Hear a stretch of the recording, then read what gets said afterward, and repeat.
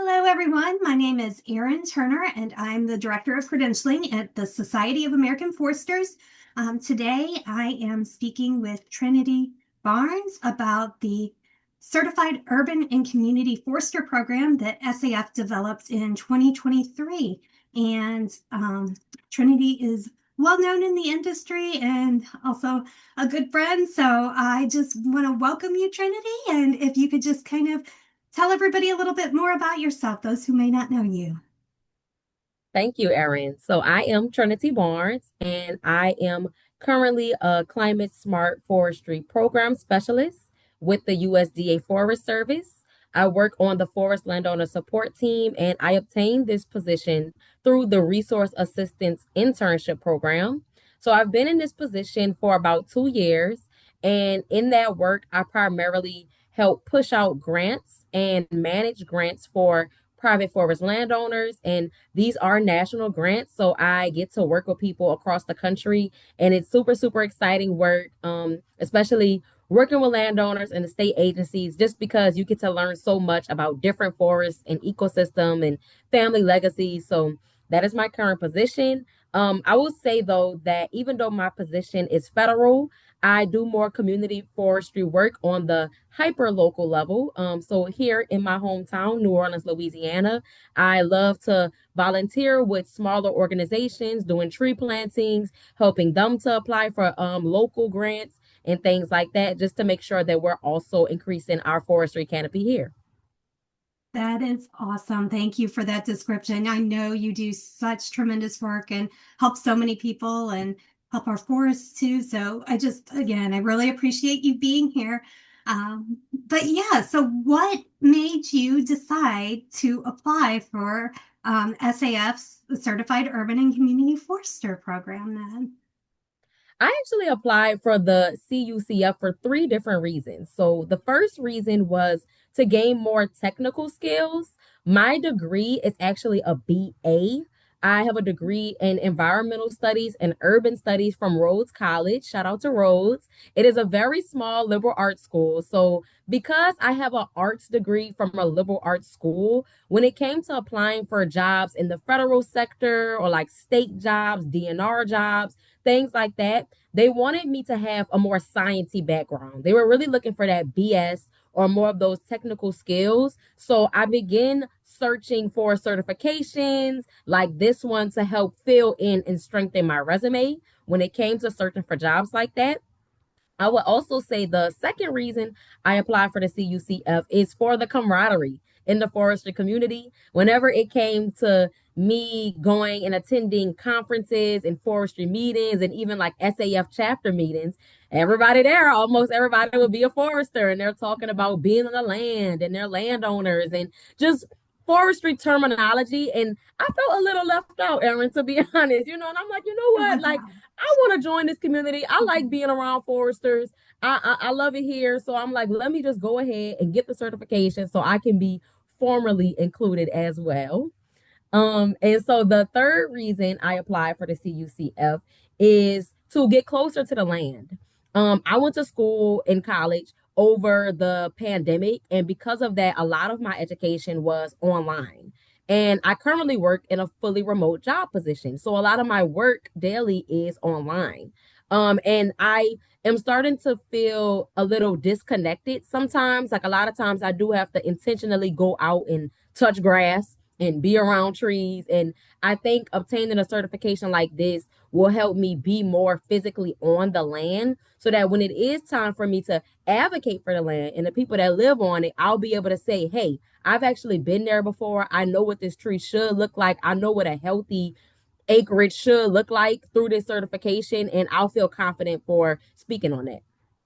That is awesome. And just a couple of things with that. Like, first of all, I just know how much you do for us at SAF. So I really appreciate that you wanted to be an active part of the SAF community and family. And I think that's great. And then too, you touched on something that really we see so much of.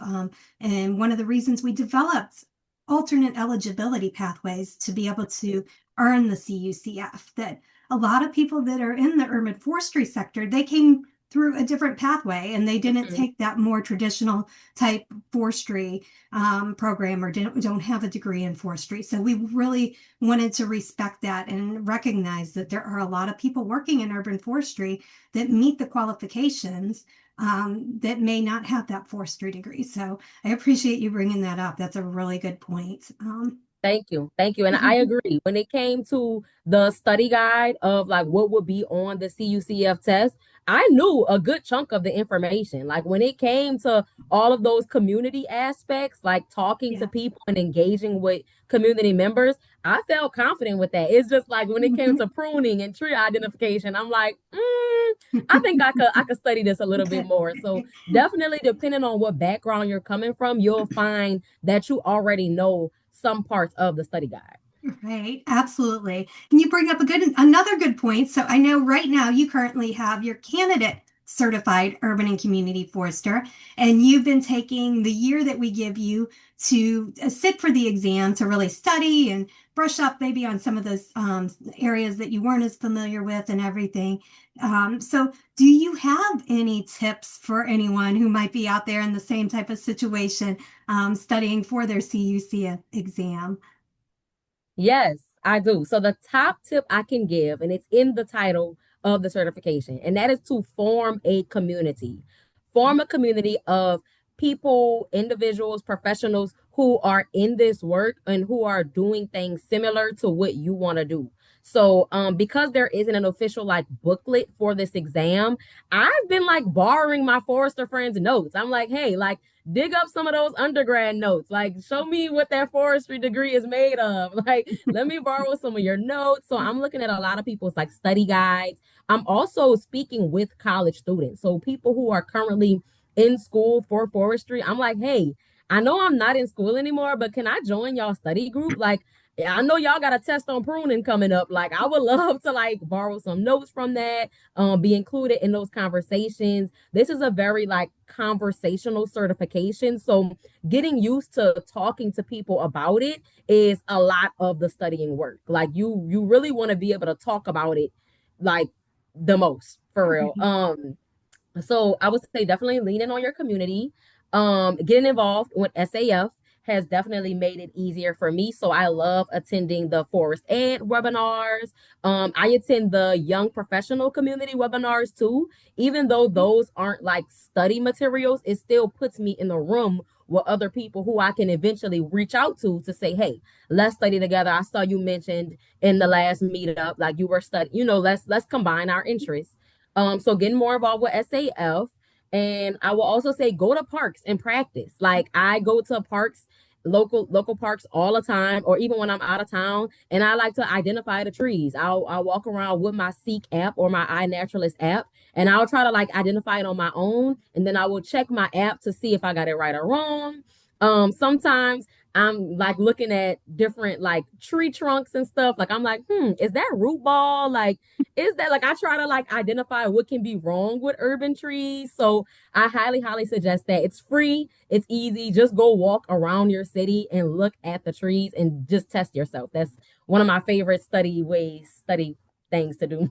That's amazing. Well, you are so smart, and those are such great tips. Those are things that I wouldn't even have thought of. So I really like that, and I love that you lean into your community of Forester friends and everything. And you're right. That's what this is about. So that's so great to hear.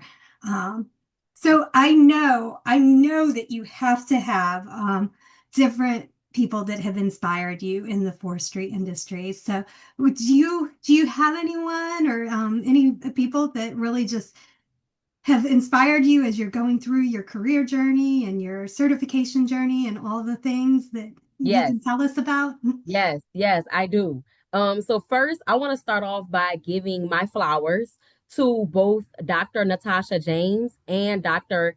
Asia Downton. Both of them are very intelligent and incredibly resourceful.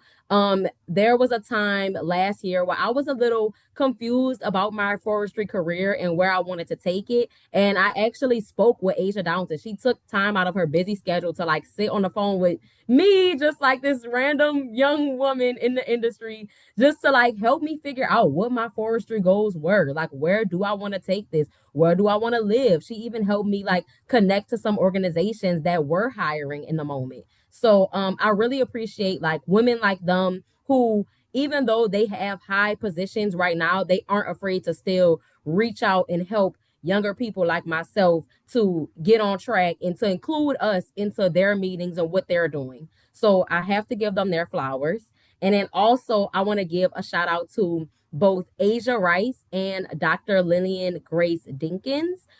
Even though both of them are closer in age to myself, I still look up to them and I'm incredibly inspired by them for different reasons. So, first, Asia Rice, so skilled, so trained. She is a certified forester and a certified urban community forester. And she is from New Orleans, like myself. So we have a lot in common. She literally feels like family to me, even though we've never met in person. We just have like a really strong bond. And she is one of the foresters who notes I have borrowed. So she has actually lended me some of her forester notes. She's given me tips about the exam and what to expect. And she's really helped boost my confidence when it comes to taking the exam later on this year. So thank you so much, Asia, for that. And Lillian, I love Lillian just because she doesn't limit herself to certain spaces. So Lillian is actually on the steering committee for the Women's Forest Conference. And it appears that she's one of the youngest people on there. And she is like that in a lot of her positions. She doesn't limit herself just because she's a certain age or because of her, a certain education level, even though she is a doctor now.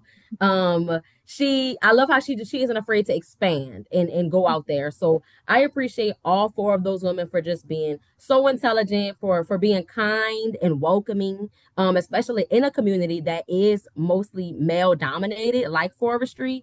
When you meet people like that who accept you and who will answer your questions and who will take time out of their days to meet with you and give you tips to help you, I love that. I really appreciate them for that.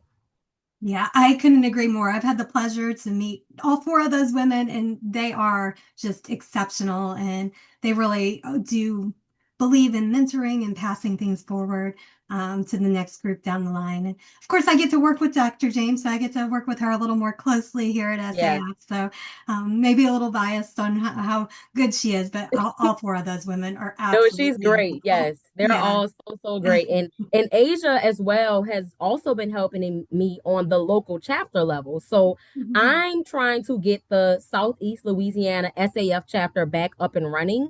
And Asia is the chairperson for her local chapter in Carolina. So I've been actually asking her like about local chapters. How does she organize their meetings and how does she stay engaged with members? So, having that knowledge from like upper level like Natasha James where she's the senior director but also being able to talk to someone who's the chairperson of a local chapter, it just shows you just how wide and big the urban forestry industry can be and how much there is to do and learn here.